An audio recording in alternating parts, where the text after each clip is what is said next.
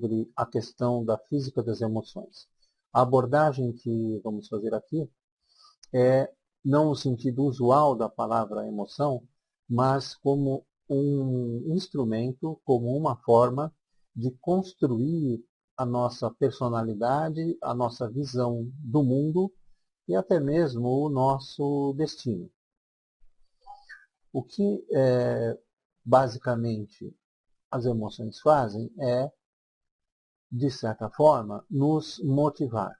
Ou seja, as emoções têm um papel de ação, de movimento em nós.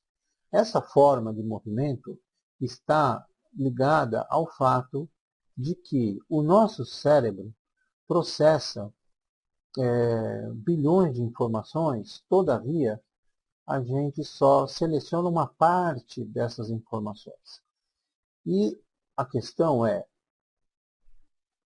como que essa parte é selecionada? Em segundo lugar, quem é que faz essa seleção desses 400 bilhões de informações? Nós apenas vamos selecionar 2.000. Então a questão é, como que esse processo acontece? E a neurociência deu uma resposta para nós sobre essa questão. Existe um fator principal que faz com que a gente selecione essas informações. E esse fator principal são as emoções. Ou seja, as emoções vão servir como um meio pelo qual essas informações são armazenadas em nosso cérebro. E aí, nós temos aqui um exemplo de como a emoção chega até o nosso corpo de forma totalmente inconsciente. A gente não tem consciência disso. Ela percorre um caminho que vai desde do hipotálamo, que é uma região no cérebro responsável pelo nosso centro emocional, e essa informação chega até as células do nosso corpo. Então nós vamos ter células, na verdade, formadas por informações emocionais. Elas também vão definir os estados mentais que nós temos, né, as atividades. Então, as nossas redes neurais é que vão servir como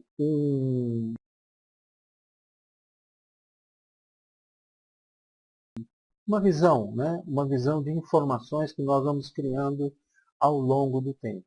E como é que essas informações são alimentadas? Né? O que surge em nossa mente é tudo aquilo que alimentamos ao longo do tempo. E quando é que surgem as primeiras emoções básicas em nós? Isso acontece já nos primeiros meses de vida, né? Sentimentos como medo, raiva, inveja, orgulho, apatia, vaidade, etc.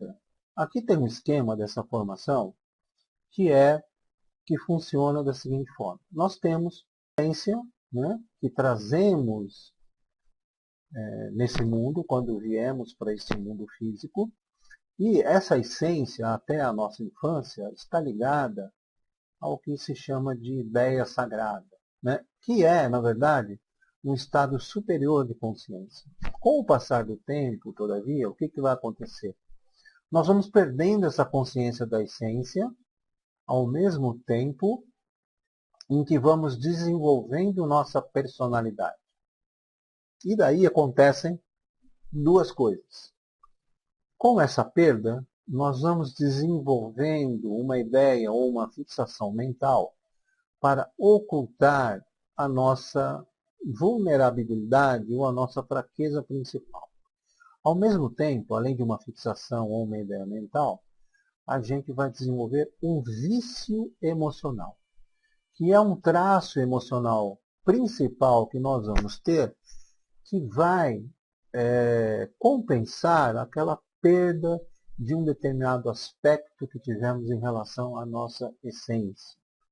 E isso, então, vai se construindo ao longo da vida. Começa logo ali nos nossos primeiros momentos de vida e vamos, ao longo da vida, reforçando essa ideia, essa fixação mental e esse vício emocional. Novamente, isso foi sendo desenvolvido em função do quê? De uma perda, de uma desconexão com com o nosso estado superior, a nossa essência. E a personalidade, entre outras coisas, ela tem uma função importante que é a de proteger a nossa essência. Nós vamos construindo essa personalidade como forma de nos adaptarmos ao mundo e também de nos protegermos deste mundo.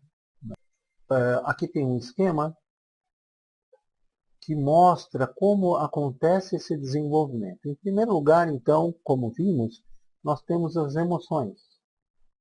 Depois, essas emoções vão desenvolver o nosso padrão de pensar, sentir e agir, que vai formar a nossa linguagem, a nossa forma de expressão. E que, novamente, vai determinar essa linguagem, vai determinar a forma como nós vamos pensar. Ou seja, vamos pensar de uma forma estruturada. Por quê? Porque a linguagem ela é organizada em cima de uma estrutura, de palavras, regras, montagem dessas palavras para se formar uma frase, uma expressão. Tudo isso tem uma lógica nessa construção. E aí, com tudo isso, vamos desenvolvendo nossa personalidade que vai fazer a maneira que nós vamos enxergar as coisas. E que vai, de novo, se conectar com as emoções. Então, é um ciclo, vamos dizer assim, de certa forma vicioso, que vai se compensando, vai se fortalecendo, até que a gente faça alguma coisa para alterar esta situação. E aqui nós temos uma citação do Humberto Maturana, que é um PhD em biologia e que vem revolucionando os conceitos da constituição da vida. Então, olha o que ele diz aqui, razão e emoção.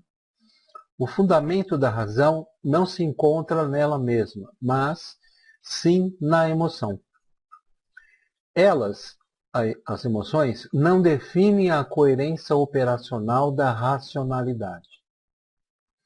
O que significa aqui coerência operacional da racionalidade? É o nosso desenvolver o nosso discurso lógico, como, por exemplo, a linguagem. Né? A nossa linguagem tem uma coerência operacional de racionalidade, para poder a gente construir um raciocínio para transmitir uma ideia. É uma coerência da operação. Todavia, ele continua, elas determinam o domínio de realidade no qual vivemos. Então, o que o Maturana está falando aqui? Que a razão, ela não encontra em si mesma um fundamento. O que fundamenta, na verdade, a nossa posição, nossa relação com o mundo são as emoções.